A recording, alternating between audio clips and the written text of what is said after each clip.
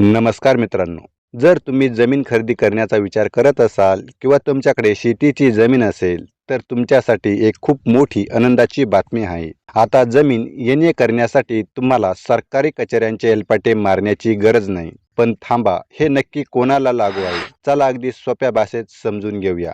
आणि माहिती आवडली तर आपल्या माहिती सेवा या चॅनलला नक्की सबस्क्राईब करा. मित्रांनो, महाराष्ट्र सरकारने जमिनीच्या नियमात मोठे बदल केले आहे. सोप्या भाषेत सांगायचं तर, जर तुमची जमीन शहराच्या डेव्हलपमेंट प्लॅनमध्ये आधीच निवासी विभागात येत असेल तर तुम्हाला जिल्हा अधिकाऱ्याकडे जाऊन वेगळ्या येण्याची परवानगीची गरज नसते. फक्त सरकारचं जे कन्व्हर्शन शुल्क असतं ते भरलं की तुमचं काम झालं. हा नियम कोणाला लागू होतो ते नीट ऐका.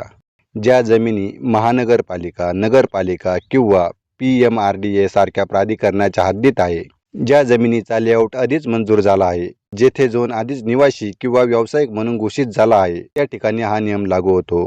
पण एक गोष्ट लक्षात ठेवा, येण्याची गरज नाही याचा अर्थ असा नाही की तुम्ही डायरेक्ट बांधकाम करू शकता. तुम्हाला स्थानिक नगरपालिकेकडून बिल्डिंग प्लॅन मंजूर करून घ्यावाच लागतो. तुम्हाला सरकारचा वार्षिक अकृषक कर येणे टॅक्स भरावाच लागतो. जर तुमची जमीन शहराबाहेर नो डेव्हलपमेंट झोन मध्ये असेल तर मात्र जुन्या नियमाप्रमाणेच परवानगी घ्यावी लागते. तर मित्रांनो, थोडक्यात सांगायचं तर सरकारने ही प्रक्रिया आता ऑनलाईन आणि सोपी केली आहे. त्यामुळे कोणाही एजंटला फालतू पैसे देण्याआधी तुमच्या जमिनीचा झोन नक्की तपासा. तुम्हाला तुमच्या जमिनीचा झोन कसा तपासायचा हे जाणून घ्यायचं असेल तर खाली कमेंट करा. व्हिडिओ आवडला असेल तर लाईक करा आणि अशाच माहितीसाठी आपल्या माहिती सेवा चॅनलला सबस्क्राईब करा.